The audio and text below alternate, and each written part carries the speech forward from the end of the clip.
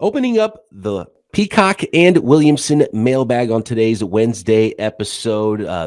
Davante Adams has been charged with a misdemeanor. Checking in on some statistics. How silly is the Patrick Mahomes to Travis Kelce connection? And how about those 4-1 and 5-0 NFL teams? Which one of those teams are for real? Which of those teams are not, in our opinion? All that and more coming up on today's Peacock and Williamson. NFL analyst Brian Peacock and former NFL scout Matt Williamson bring you expert NFL analysis every day in less than 30 minutes. Get an inside look into the NFL on the field and in the front office. With elite breakdowns, next-level analysis, and in-depth information only for the real NFL fans. This is Peacock and Williamson, and it starts now. Welcome to the Peacock and Williamson NFL Show. Brian Peacock alongside Matt Williamson. Thanks for making us your first listen here on the Locked On Podcast Network, your team every day. This podcast is sponsored by BetterHelp. It's not a crisis line. It's not self-help. It's professional therapy done securely online, available to people worldwide. And they have a special offer for our listeners. Get 10% off your first month at BetterHelp.com/LockedOn. All right, we got tons of good questions here for the Peacock and Williamson mailbag on today's show. I want to get some news out of the way here, and a lot of talk about Davante Adams and, you know, the ugly scene after the game, pushed over, you know, boom mic operator, cameraman, whoever it was that was kind of running through the scene there. The more I watch it, the more I realize that Davante Adams was pretty much in the wrong there. And I mean, he didn't think that his life was in danger because there was a guy running at him with the stick. He was just really upset. And I think he's actually a good dude. And, you know, he was sorry about it instantly and all that. But there were files charged. And now it looks like Davante Adams will be charged with a misdemeanor assault for that shove post Monday Night Football. Do you think that's the right call, Matt? Yeah, I think so. I mean, it's such a public thing. I mean, I think what affects us more is there a suspension looming as well? And maybe by the time people hear this, that'll be the next shoe to drop. I'd be shocked if he gets suspended by any more than a game, though. I mean, if you get one or a fine, I understand that it happened on an NFL field. Other than that, I will probably put this thing to rest and no one will be talking about it in a week, you know? Yeah, I mean, it was dumb. Davante Adams doesn't come out looking good from it. No. But it's not the worst thing in the world. You hope the guy's not actually hurt. Sure. There's supposedly some injuries and maybe went to the hospital. Hopefully he heals up quickly if those were injuries. But sometimes you do something stupid and you take your medicine, and that's what's going to happen here with Davante Adams. And then I think we can all move on. Unfortunate what happened there. Unfortunate what's going on with the Raiders as well. Some more news out there with Tua Tagovailoa. It's looking like he's not going to play, not going to resume any football activities. I don't know if it's going to be anytime soon, but certainly already ruled out for this week. He was ruled out quickly last week. I don't know if this is a situation that might linger on. Head injuries is a touchy thing too, because I mean, how long do you have to wait? It's really a difficult situation the Dolphins are in right now. 100%, because we don't really know about Bridgewater at the moment. There are some good news. I mean, they've ruled Tua out for this week. But they said, so I assume he's going to practice in some regard. They're excited to have him back at practice. So what's he going to do there? Who knows? Maybe we'll learn that in the next 24 hours. Just light throwing. What's he going to do? You know, so I guess that's good news. And we do just minutes ago have confirmation on Bridgewater, who is also out. It's going to be Skylar Thompson. Is it really? This week. Wow. Yep, against the Minnesota Vikings. I mean, at least the poor kid this week can take practice reps and get ready, as opposed to, you know, hey, you're new, late draft pick or undrafted, I can't remember, get thrown in the game right away after not doing anything with the first team all week. I mean, so maybe it's a little bit better showing, but that's rough, really rough. Yeah. The other happenings with Monday Night Football, aside from Davante Adams and the Raiders, was on the other side with the Kansas City Chiefs and the 4 touchdowns scored by Travis Kelce there. We're going to get into some of the mailbag questions here, but I know you had some stats that you wanted to bring up about that Mahomes to Kelce combination. Yeah, I was listening to the Ringers podcast this morning, and they dropped this number, and I went, really? I had to rewind, I'm like, and wrote it down and said, is that really true? And I think a lot of you know I'm quickly becoming an EPA nerd. And when Mahomes targets Kelce, Mahomes' EPA on those plays is 0.72, which probably doesn't mean a lot to you guys. However, 0.72 is double the best quarterback's EPA in the league right now, which also happens to be Mahomes. So what he's doing minus Tyreek Hill and the way they're employing Kelsey is just unbelievably remarkable and efficient. Yeah, it's hard to be more efficient than that, and especially when you're talking about points, because EPA is expected points added, and when you're scoring 4 touchdowns per 8 targets, half the time you're targeted, you're scoring touchdowns. That's not really how it's gone throughout his career, but that's how it went on Monday Night Football.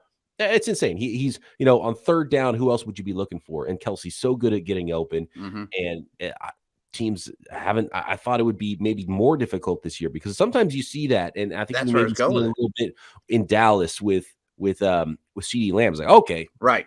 Cooper's gone. CeeDee Lamb's going to get insane amount of targets, but sometimes when the other team knows where the targets are going to go, it's easier to sort of bracket that player and focus on that player and say, okay, you got to beat us elsewhere. And I thought maybe there was a potential, aging of Travis Kelce. It would be more difficult because teams aren't worried about Tyreek Hill anymore, and they can do what they need to do in coverage. And that hasn't really happened.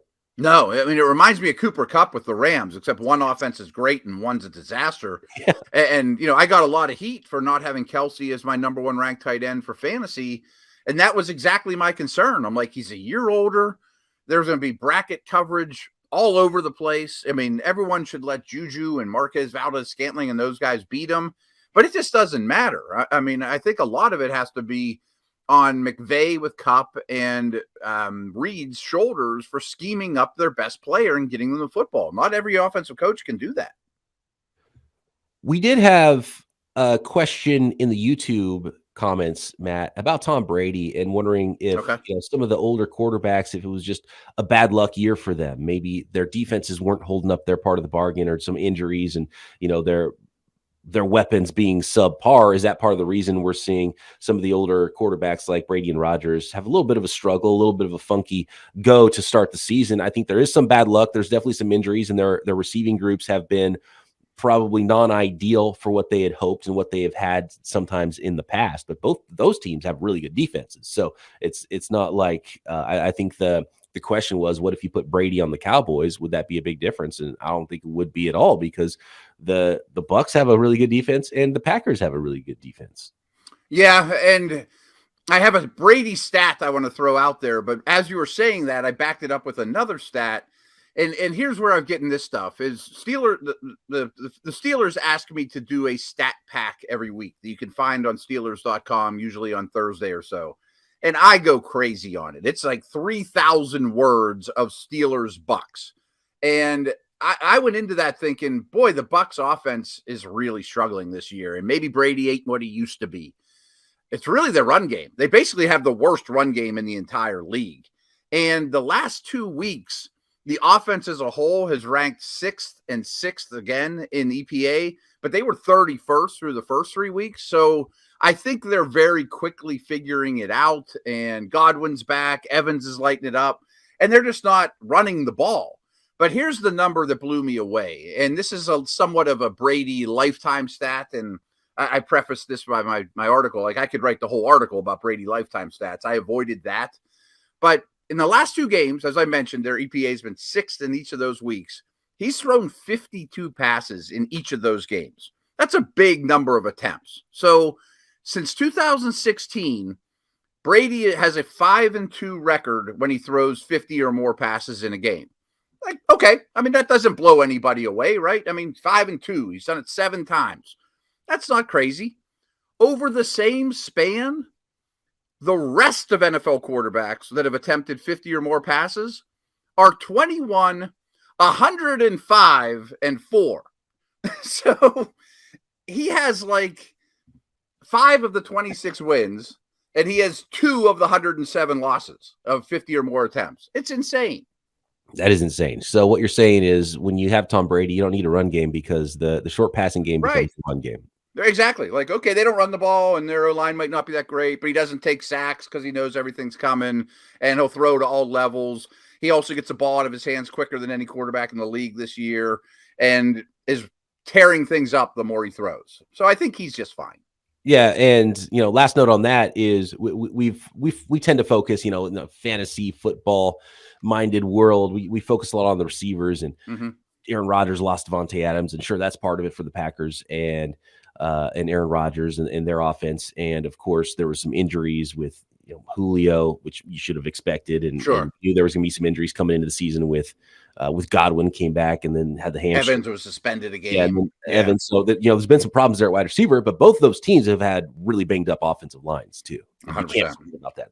That's a huge part of it, and maybe even a bigger part of it in a lot of cases, and probably more so for the run game for those Buccaneers. Yeah, and they've had 9 receivers on the field over the course of the year, and 5 of them have played a lot of snaps, including Perryman and Gage. So they were really searching, but now that they've Godwin and Evans, the rest is fine. Right? Yeah, exactly. So those guys are going to be fine, and they're going to be in the playoffs. I have they're not those teams and quarterbacks. Okay, moving along, we've got some more questions from the mailbag. Taking a look at 4-1 and 5-0 teams. Which one of those teams are for real? Which ones are not? And maybe our answers might surprise you. But now, a word from our sponsor, BetterHelp. Have you ever had a problem with focusing on problems more than finding the solutions? You get stuck focusing on those issues in your life, and how might that situation go better with a different mindset? That's one of the biggest benefits you can get with therapy, and BetterHelp can help get you there.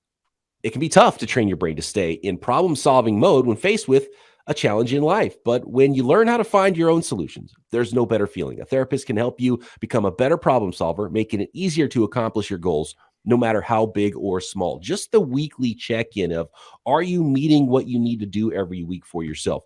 Are you hitting those checkpoints you need to in your life every single week can be massive. And getting therapy through BetterHelp can be a lot more cost effective. You can meet however you want. Are you someone who wants to meet face-to-face over video chat? Do you want to text? Do you need a phone call? Like, how does it have to be? It's on your schedule, on your time. It is super convenient, more accessible, more affordable than traditional therapy, and entirely online. If you're thinking of giving therapy a try, BetterHelp is a great option. Get matched with a therapist after filling out a brief survey in minutes. It is super easy. I've done it. And if you don't like the therapist you're matched with, that's okay. Sometimes that happens, and it takes a few times. You can switch, very easy. Switch therapists at any time.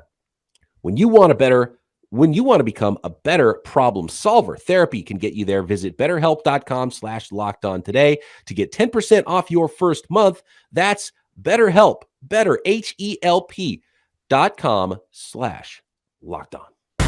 Thanks again, everybody, for making Peacock and Williamson your first listen every day. Make sure you check out NFL Key Predictions every Friday on Locked On NFL. Locked On's local experts give you the inside scoop on the 5 biggest games of the NFL weekend, including Sunday and Monday Night Football, plus betting advice from the field's leading experts.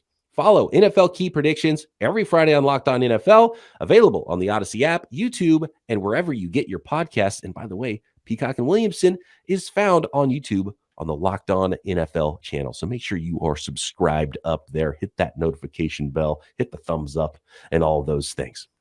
A good segment might be to look at all the 4-1 or 5-0 teams and which ones you think are for real. Which ones will end the season under 500? You could include some 3-2 teams as well that you think will be above some of those 4-1 and 5-0 teams. Okay. Well, there's 6 teams that have 4 or more wins, and I just pulled up the standings. Buffalo's the first one that pops up. They're plus 91 in point differential after blowing out my Steelers last week. They, to me, are absolutely real. Super Bowl or bust. I mean, as real as you get. You're not going to fight me on that one, are you? No. And they're going to get better. Tre'Davious White's practice window is opening as of this week as well. So, great call. Yeah. Right. I mean, they're a scary team to play against. And you just saw them play against your Steelers, watching they just go 98 yards out of the gate. The way that the Josh Allen throws the football, the plus 91 point differential is almost double the next closest team in the NFL, which happens to be a 5-0 team in the Philadelphia Eagles. I found some things out because I did my stat pack with the Bills last week. Anytime Gabe Davis is on the injury report at all, he basically does nothing. I guess he doesn't play great when he's fighting an injury. When he doesn't, he goes insane like he did against the Steelers. I mean, so keep an eye on that. Healthy Gabe Davis, you might want to bet the over on the Bills. They're going to get better defensively when you get someone like a star corner like Tre'Davious White back if he's playing healthy and at a high level. And I like what the rookie Kyer Elam is doing there. I think they got better up front as well this offseason. Multiple players in the front seven playing at a high level. The run game, if you had to point to something and say, look, okay, well, obviously, Josh Allen gets banged up, gets hurt. That's a problem. Of course. Right. Maybe the run game, if you get into cold weather in January, it hasn't been a problem in the past for the Bills. They got the same kind of mediocre run game they've always had. You've got a kind of a bunch of number 2s and 3s there, and it's been fine for them. But, maybe in January, does that let them down? So let's say you go replay Bills and Chiefs from the playoffs last year. Does a better running game slow down the Chiefs because it plays keep away a little bit more? Something like that I'm thinking could benefit the Bills. But you're kind of nitpicking here. Are they for real? Absolutely. Yeah, I mean, like the Chiefs, we'll get to here next, have really built their running game all of a sudden. The Bills have not. This is a side note because it's a running back, but I've been picking up James Cook at the bottom of some of my fantasy drafts just because he's out there. He's still explosive. Like the second half of the year might be a little more James Cook-esque, more of a receiver than a bell cow back. Yeah, but and that's what's interesting about the Bills because they could get better than what they are right now. Yeah. James Cook, we saw him make an explosive play. Shakir. Shakir looks great. They got banged up. A couple guys at wide receiver. He jumps in at number 3. Yep. He had a long touchdown catch. He can get open. So they've got reserves as well. The Buffalo Bills. They're a deep team. They can play just about any kind of football except for they're not great running the ball. That's exactly about the one thing you say about them. But yeah, I mean, obviously for real, scariest team still in the league, even though they do have that one loss. Yep. And Allen might be going back to our Brady stat. Is he good enough that we don't need a running game? And, oh, by the way, he brings a little more to the table running the football than Brady. The Kansas City Chiefs don't have a great running game either, but No. it's a similar, they don't have Stephon Diggs, but they got Travis Kelce instead, so it looks a little bit different with the Kansas City Chiefs at 4-1. Also, I would say pretty easily for real. Yeah, 100%. I mean, they had by all the advanced metrics, they had like the hardest schedule in the league. I thought this might be a 10-win season for Kansas City as they find out life past Tyreek and get a lot of these draft picks. They obviously accumulated a lot of picks. I thought there might be some growing pains. They only win 10 games or so. I don't think so. I think they got it all figured out. I mean, the Kelce stats incredible. Mahomes is as good as ever. 4-1. They too are Super Bowl and bust. And fortunately for us, we get to see Bills Chiefs this week. And I think that might determine where that game's played a couple months from now. Right. And with the Chargers kind of banged up and not playing at the level maybe some people thought, the Broncos definitely not playing at that level. The 1-4 Las Vegas Raiders, the Kansas City Chiefs, the only team in the AFC West now with a plus point differential at plus 34. It looks like they could even run away with the West. We thought it'd be a much tighter division this year. Yeah, exactly. So once again, the Chiefs might just own the West as Andy Reid has since he arrived. How about those 5-0 Philadelphia Eagles? I feel like it's pretty much no doubt that they're for real at this point. I can't really point to anything that really worries me about them. Maybe not even really. More, maybe they don't have the ceiling of the Chiefs and the Bills, but maybe they have fewer weaknesses too. Yeah, and my big concern, obviously, coming into the season was what we saw in the playoffs last year is if Todd Bowles or someone like that says, the only way you're going to beat us is with Hurts' arm against a Brady, a Rodgers, a Stafford, somebody like that in the conference, I had my doubts. I have way fewer doubts now. Their weapons are fantastic. The protection's great. They're good on both lines of scrimmage. Chiefs and Bills, I said Super Bowl or bust. If the Eagles, and their schedule looks great, win 14 games and get knocked off in the NFC Championship, that's still a heck of a year, but they're clearly the favorite in the NFC. When you say the Eagles' schedule is great, then that must mean you don't believe that the Dallas Cowboys at 4-1 or the New York Giants at 4-1, who they're obviously going to be playing twice apiece in that division, are for real. Sort of. The first 3 teams we talked about, coincidentally, are on their own tier to me. They're the best 3 teams in the league, and I'd probably rank them Buffalo, Philly, KC right now. I'm open to the idea, though, kind of like you were talking about with the Bills, can Dallas get better? I think the answer is yes. I mean, Dak is going to be better than Rush. Some people think that maybe that's not the case. I know, but I'm not one of them. I have been impressed with Rush and the way they've been able to play with Yeah. him. But I mean, let's not kid ourselves. Like Dak Prescott, they can be a better team with Dak Prescott in there. So, but they've proven how good they are outside of Dak, which I think is important for the team and like the confidence that they're going to have now the rest of the season. Like, oh, we get Dak back. Like, let's go. And their defense, their pass rush, that Dallas Cowboys team is really coming together right now. It really is. And I like where they're at quite a bit. They've won 4 in a row. The thing that hurts them is I don't know if they'll win their division. So their path to a Super Bowl is going to be through the wild card round, which will be obviously a lot harder. If they were in any other division in the NFC, I would probably pick them to win their division right now. I was looking at power ranks the other day, and as I mentioned, I think those top 3 teams stand alone. But when it's said and done, I could write the story where Dallas is 4. I mean, I could write that story with that defense.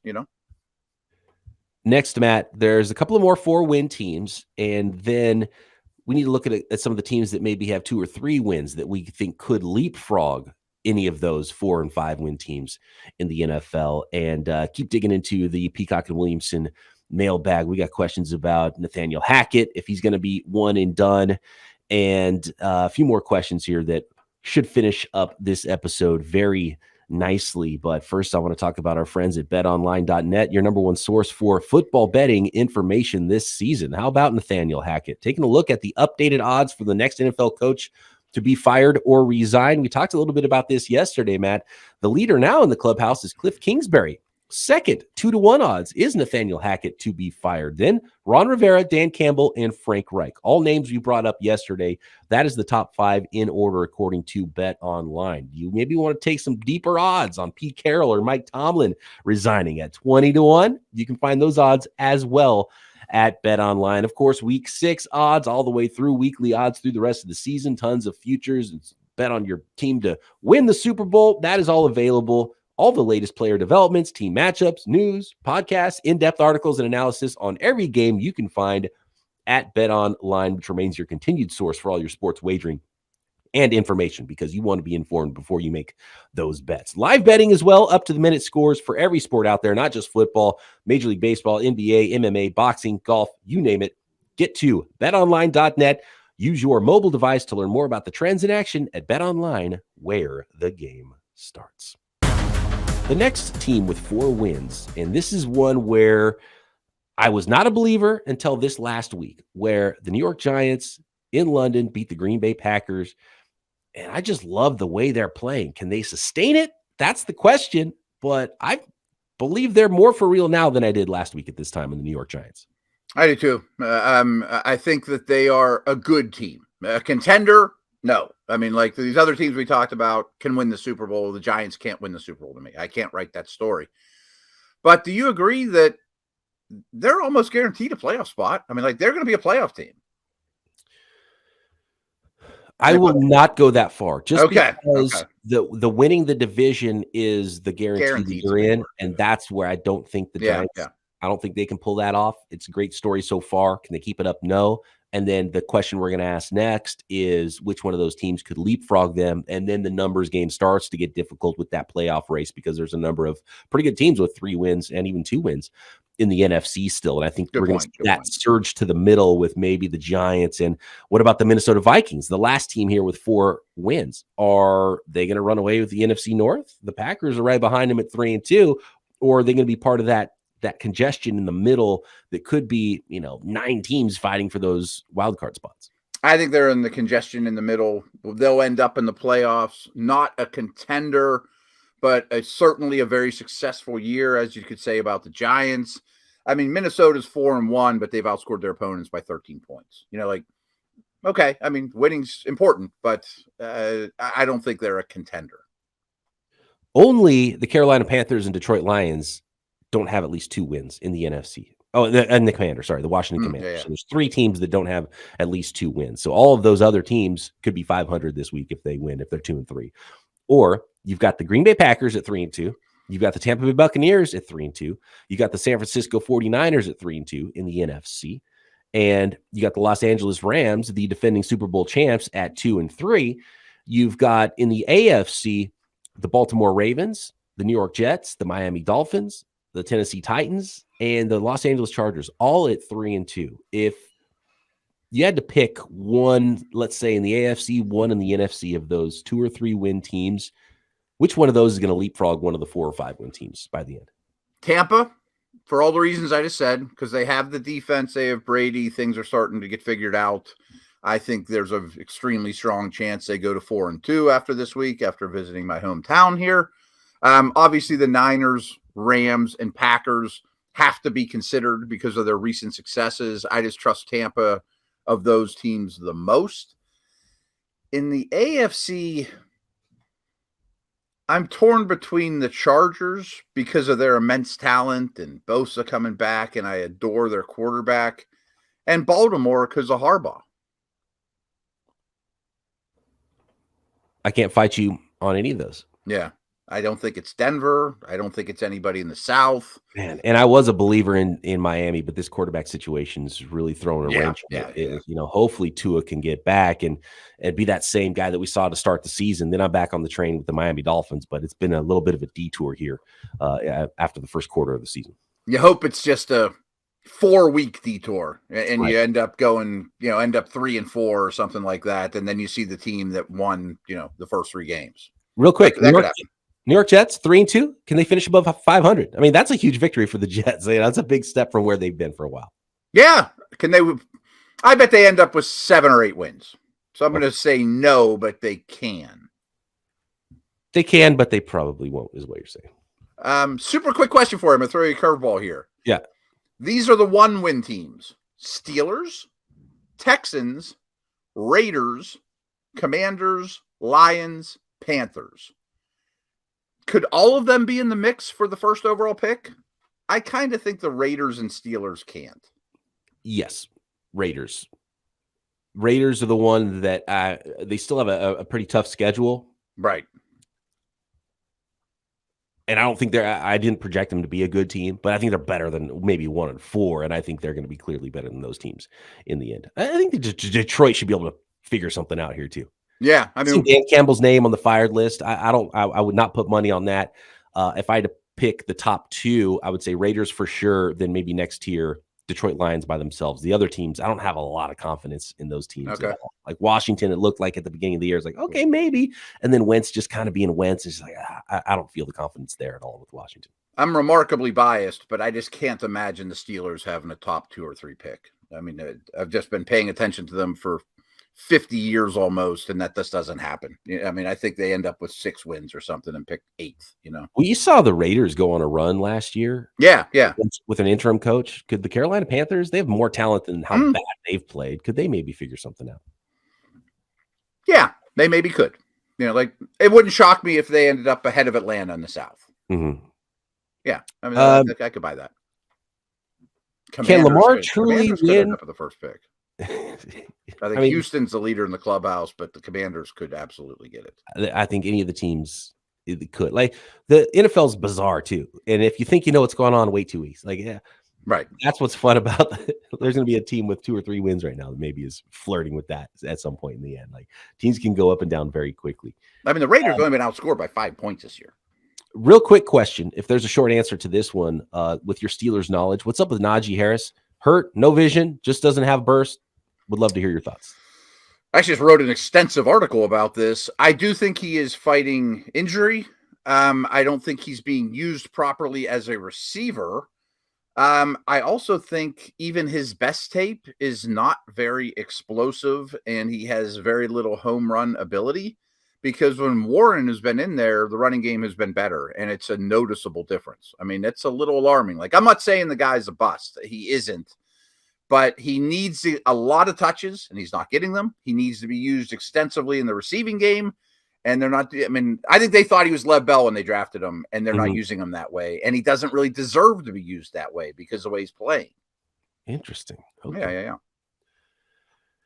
Thanks, everybody, for getting in your questions. If we did not get to yours, I apologize. We're going to save some of these good questions, though, for next week as well. The game of chicken between Lamar Jackson and the Baltimore Ravens is a very interesting one. We didn't have time to get to today, but we will be back tomorrow. We're starting to preview those week 6 games, a whole bunch of good ones. We'll be back with you then, right here, Peacock and Williamson.